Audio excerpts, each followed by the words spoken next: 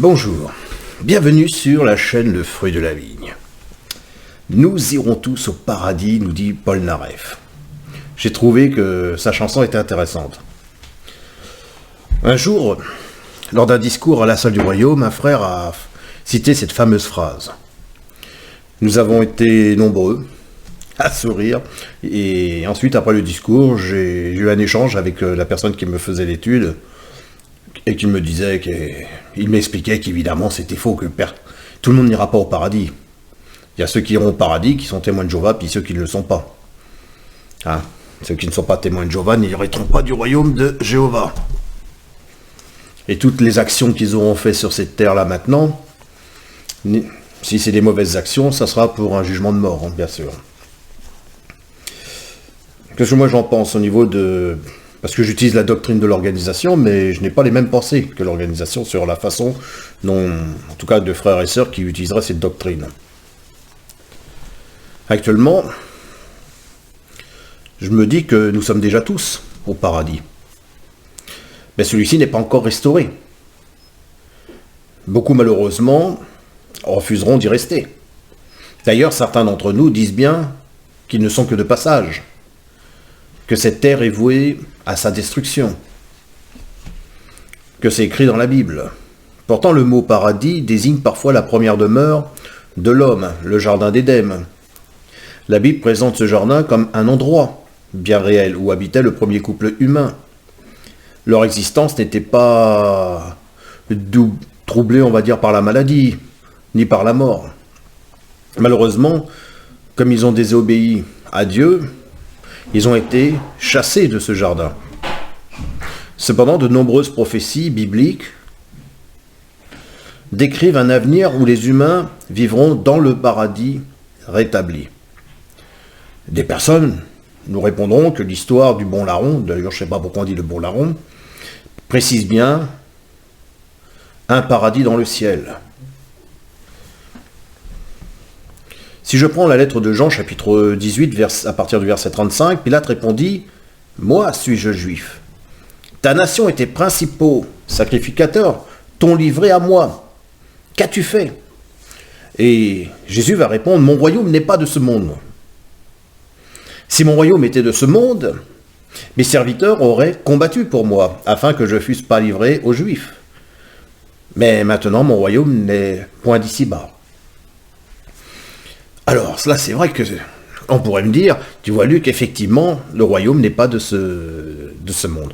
Pourtant, dans un autre passage, Luc chapitre 17, verset 21, on y lit, « On ne dira point, il est ici ou il est là, car voici le royaume de Dieu est au milieu de vous. » Alors, comme nous venons de le voir au niveau de l'histoire,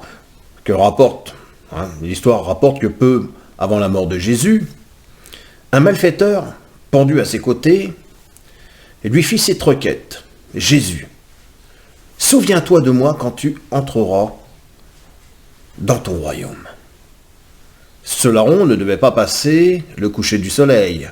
Néanmoins, le récit poursuit. Jésus lui répondit, et là je ne tiendrai pas compte des ponctuations. « En vérité, je te le dis, aujourd'hui, tu seras avec moi dans le paradis. » Parce que beaucoup utilisent la ponctuation. « En vérité, je te le dis aujourd'hui, tu seras avec moi dans le paradis. » Et d'autres disent « En vérité, je te le dis, aujourd'hui, tu seras avec moi dans le paradis. » Sauve-toi et sauve-nous.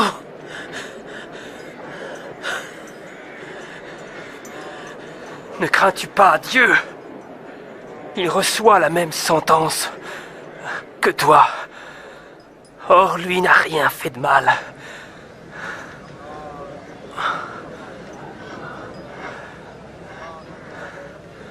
Souviens-toi de moi, Jésus, quand tu reviendras comme roi.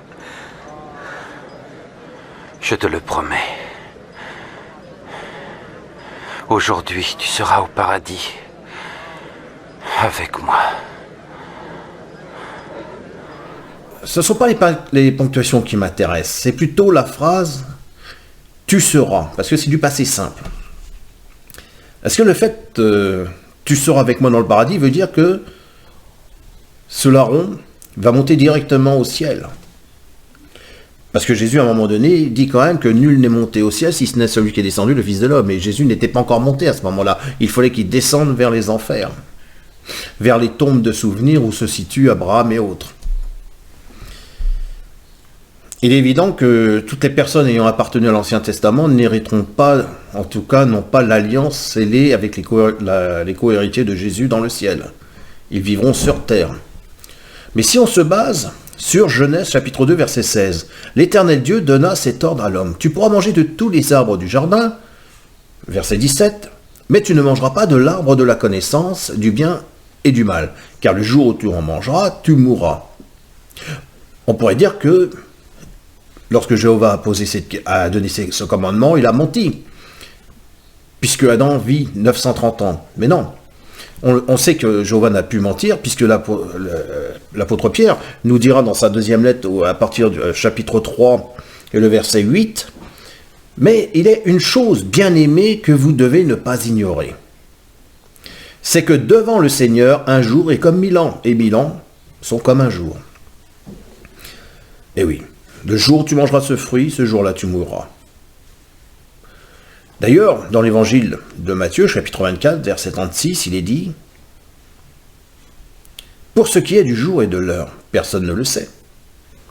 Ni les anges des cieux, ni le Fils, mais le Père seul. » Verset 37, « Ce qui arrive du temps de Noé arrivera de même à l'avènement du Fils de l'homme. » Donc, est-ce que l'on parle d'un jour de 24 heures ou d'une période? Lorsque le bon larron, Jésus lui dit, je te le dis en vérité, tu seras avec moi. Est-ce qu'il parle d'une journée de 24 heures ou c'est une période de temps avant que le bon larron soit héritier de cette terre? Dès l'origine, le paradis est sur la terre. Dieu a prévu que celle-ci soit la demeure permanente de l'homme. La Bible affirme d'ailleurs qu'il a créé notre planète pour durer éternellement. D'ailleurs, on le voit dans le livre des Psaumes, chapitre 104, verset 5. Elle ajoute, « À Jéhovah appartient les cieux, mais la terre, il l'a donnée aux fils des hommes. » On peut le vérifier à partir du psaume 115 et le verset 16. Si la terre est éternelle, ce n'est pas que la terre est éternelle, mais que Dieu la fera subsister. Donc si Dieu, est-ce qu'il nous donnerait quelque chose d'éphémère? Il n'est pas surprenant que la Bible promette un paradis sur la terre. Là, Dieu offrira aux humains la vie éternelle. L'unité et la paix régneront, la douleur, la souffrance auront disparu. Les humains pourront profiter pleinement des merveilles de la nature. En entendant, nous sommes déjà au paradis. Ce qui est important, ce n'est pas le paradis lui-même, mais les conditions qui y seront restaurées. Ces conditions sont déjà mises en place avec l'arrivée de Jésus, il y a plus de 2000 ans. C'est à chacun de nous d'améliorer cette condition. Vous allez me dire, bah oui, mais il y a la prépondérance du mal. Mais à nous aussi de rendre le mal par le bien. Donc il nous appartient aujourd'hui de faire ce travail. C'est à nous aujourd'hui de se dire, eh ben voilà, c'est vrai que Dieu ne fait pas un procès envers la terre, mais envers les hommes qui saccageront cette terre. Et cette terre ne peut pas subsister que par nous-mêmes, il lui faudra un Dieu créateur pour pouvoir permettre à cette terre de subsister. Voilà. Donc, on ira tous au paradis. Effectivement, nous sommes tous, à un moment donné, dans ce paradis. Et le paradis commence avec la création de cette terre. Il y a plusieurs demeures. Alors c'est vrai que ceux qui me disent « Ouais, mais regarde, moi je veux vivre dans le ciel et là-haut il y aura le paradis. » Non, mais dans le ciel actuellement, c'est le même combat que sur la terre. Dans le ciel, des gens s'entretuent. Il y a un combat avec les anges. Ce qui se passe aujourd'hui sur terre, c'est la même chose, ce qui se passe dans le ciel. On a tous une espérance, c'est pas moi j'ai l'espérance d'aller dans le ciel, moi j'ai l'espérance d'aller sur terre. Il n'y a qu'une seule espérance, comme il y a un seul Seigneur, cette espérance c'est le royaume que Jésus est venu nous apporter. D'accord? La prière modèle Notre Père qui est dans les cieux, que ton règne vienne, que ta volonté se fasse sur la terre comme au ciel, hein, que ton règne vienne, que ton royaume vienne. Il y a un royaume qui est en train de se mettre en place.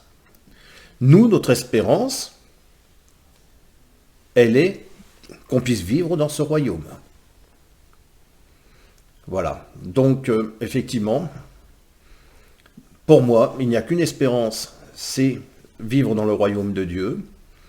Vivre, est-ce que je serai appelé à devenir à être co-héritier avec Jésus dans le ciel, avoir une vie céleste, ou vivre sur cette terre? Je pense qu'on aimerait tous vivre sur cette terre si les conditions y sont propices. Si la méchanceté finit par être écartée par rapport à ce que l'on peut vivre aujourd'hui. Chacun prendra sa propre décision. Alors ce que je voudrais quand même signaler, c'est que j'utilise la même doctrine que l'organisation. Moi, je suis là pour aimer Dieu, même si on lui donne le nom de Jéhovah. Et je ne suis pas là pour dire que je défends le point de vue de l'organisation. Je suis là pour analyser la doctrine qu'ils utilisent. Et à partir de là, à partir d'une analyse, il y aura des fois où je serai en accord avec eux, puis il y a des fois où je ne serai pas en accord avec eux, tout simplement. Vous voyez, ce qui est pour moi, ce qui est sûr, c'est qu'à l'heure de la mort, chacun verra sa chance lui être accordée. Et c'est pour ça qu'il ne faut pas s'occuper de savoir le mal que font les gens. Si la justice est de plus en plus souple aujourd'hui, en tout cas vis-à-vis de certaines personnes, ils seront jugés. Donc ce bon larron, lui, il a quand même reconnu qu'il avait fait quelque chose, que s'il était là, c'est que la justice l'avait jugé pour quelque chose, s'il était pendu au bois. Alors que Jésus n'avait rien de justifié qu'il soit pendu au bois. Moi, je vous encourage vraiment à reconnaître cette terre comme le paradis. Maintenant, que ça soit pour les ex-témoins ou les témoins de Jéhovah, je reçois beaucoup de messages de leur part sur le fait que je les amène à des interrogations. Moi, je ne suis pas différent de vous. J'ai donné ma position et mes analyses. Certaines cherchent que j'utilise des analyses qui leur soient personnelles et qui aillent dans la même direction qu'eux. C'est pas possible. On est tous différents, on n'a pas... Simplement, moi, je me rends compte d'une chose. C'est qu'on me dit, et c'est vrai que je reconnais que naître dans la vérité, quand on est témoin de Jéhovah et que lorsqu'on est excommunié, on est dans une grande souffrance qu'on perd tout le monde. Mais il y en a qui sont nés dans le judaïsme, il y en a qui sont nés dans l'islam, il y en a qui sont nés dans le catholicisme, il y en a qui sont nés dans le protestantisme, il y en a qui sont nés dans des familles plus ou moins dures. Qu'est-ce que je voulais que je vous dise? Est-ce que c'est le fait d'être né quelque part qu'on n'est pas... Comme il y en a qui me diront, je ne suis pas né sous la cuisse de Jupiter, ou... Je pense qu'à partir d'un moment, nous sommes tous responsables de nos actes. Nous sommes tous responsables de nos actes.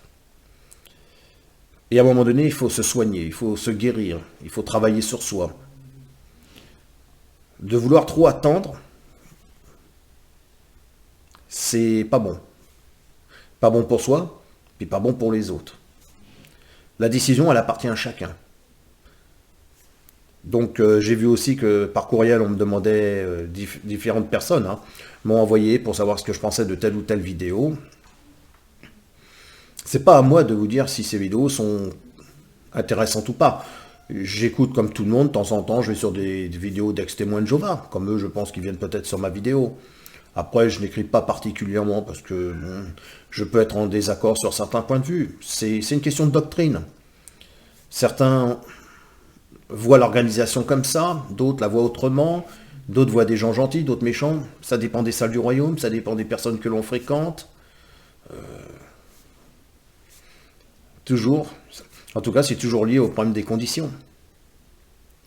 Le mal est en train de toute manière d'être de plus en plus envahissant, et c'est à nous de rendre ce mal par le bien. Voilà, moi je vous dis à bientôt pour une prochaine vidéo. Au revoir. Juste un petit truc, c'est que je parlerai de la manière dont je vois la planète. Pour moi, la planète, c'est un fruit. Que ce soit une orange, une pomme, comme vous voulez. Et je considère que sur ce fruit, il y a des êtres vivants comme nous, qui sont tout simplement des vers. Sauf qu'il y a des vers qui sont plus véreux que d'autres, et qui viennent jusqu'à vouloir détruire cette planète pour s'enrichir personnellement. Et ce qui est malheureux. Voilà. Mais on en reparlera sur une prochaine vidéo. Allez, à bientôt. Au revoir.